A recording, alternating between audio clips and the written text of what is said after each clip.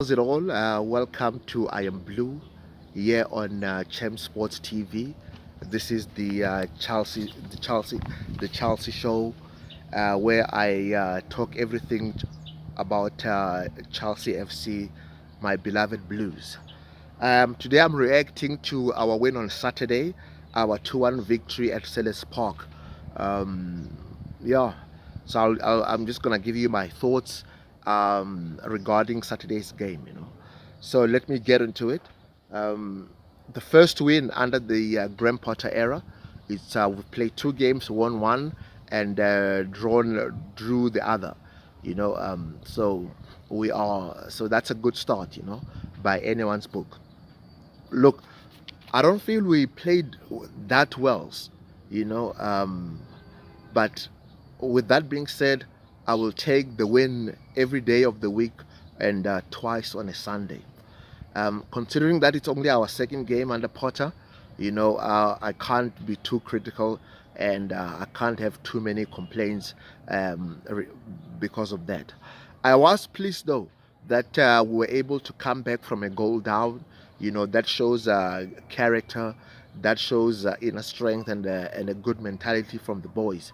So a come from behind win, anywhere for that matter, more especially in the Premier League, is always a welcome turn of events. Um, None of the players actually stood out for me. So there was no actually one player that was head and shoulders above everyone else in terms of performances. So I had most of our players. In terms of player ratings, I gave them between between five, 6, and 7 at most. Another positive is that our new number 9, Pierre-Emerick Aubameyang, is off the mark in only second game. So that's his first goal for the club, which only bodes well for us going forward. Thiago Silva, he was very, very fortunate to escape without a red card. That is a professional foul. It is he is clearly the last man, and it's a red card all day long. And yeah, so the ref did us a favor there as regards to Thiago Silva. So he must definitely consider himself very lucky. A brilliant, brilliant winner from young Conor Gallagher. That should get him going. That should give him a great deal of confidence. And, um, I know he didn't celebrate for obvious reasons. I mean, going back to his old stomping ground where he was actually Crystal Palace's player of the season last season. And he was always not going to celebrate if he scored the winner.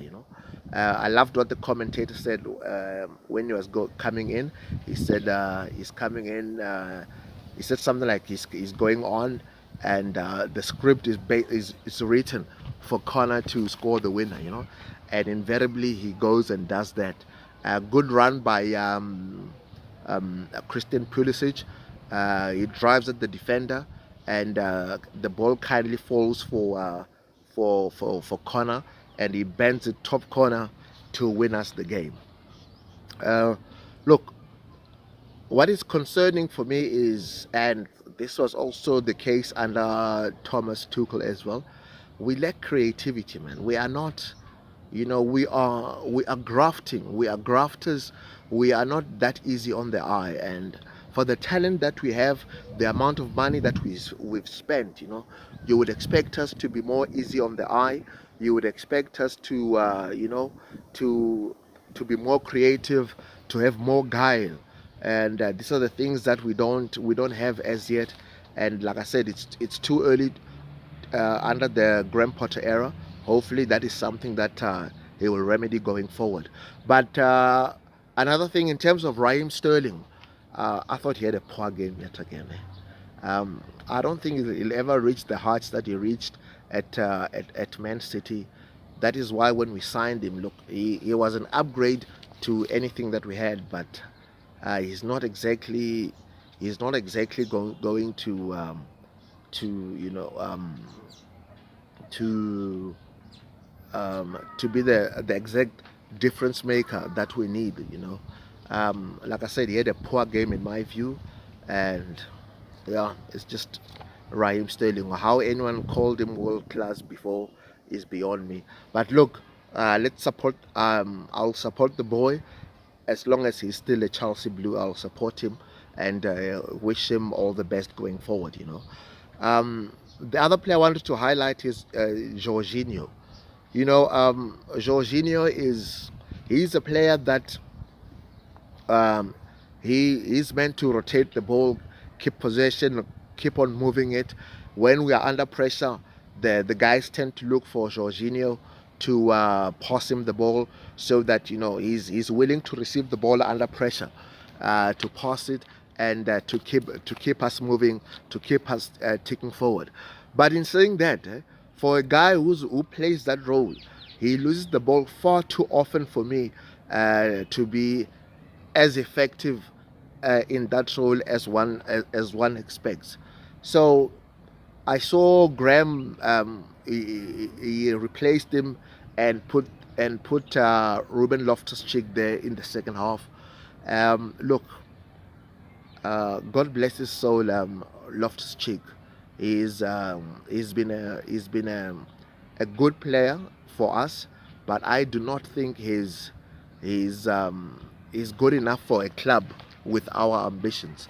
It wouldn't surprise me at all if Graham Potter decides to move him on. I know he's a player that can play in different positions, and Graham likes those sort of players. He can fill out at the position he played on Saturday. He can play. He can play as a wing back. He can play at the heart of the midfield. He can play as a 8. He can play as a 10. But look, for a guy, like I said, for a team without our title ambitions, I don't think Loftus-Cheek is a player, good enough to compete with the Bernardo Silvas of this world, the Kevin De Bruyne's, the Thiago Alcantaras, the guys that we are competing with for a title. You know, our next game is against Milan on Wednesday. It's a must-win game for us. We only have 1 point after 2 games in the Champions League, so it's a must-win for us. It's a double header, in fact. We play Milan on Wednesday, and then our next Champions League outing is also against Milan as well. So it's a double header, massive 6 points. Uh, um, that are available for us. And then we go to on Saturday we go to Wolves, or rather we host Wolves. They're in turmoil after sacking their manager Bruno Lage after a poor result. So I expect us at home to get another 3 points from them. They're a side bereft of confidence. They've signed Diego Costa, so it'll be interesting watching Costa coming back. I bet you he plays next Saturday against us. So that will be, the headlines will all be about Costa coming back to Stamford Bridge, and hopefully this will be, for Wolves fans, for them, they will be saying hopefully he comes and terrorizes us. But for our sake, um, I hope that doesn't happen. I do hope though we give him a round of applause as a returning player for the things that he did with us. Um, under Jose, and before he was cast off under Conte. Um, we have to improve in terms of the speed of our passing. We are quite ponderous at this moment in time. So our speed of passing needs to greatly improve. And in conclusion, uh, is there a more infuriating player at Chelsea than young Kaya Havertz? He's got all the tools to be a great, great player for us and a great, great player in the world. But he's so up and down. He's so inconsistent. It actually infuriates me, man. This is a guy who could be scoring anything at a minimum of 15 goals a season in his position, but he's up and down. Yeah, so those are my thoughts. Please hit the like button, hit the subscription button here on my YouTube channel, Champ Sports TV. Um, you know, and send me your feedback, your comments, that sort of thing. Till next time, fellow Blues fans, have a great day and cheerio. Till we meet after the game against Milan, or rather before the game against Milan, where I'll be previewing that game as well on Wednesday. Cheerio, bye.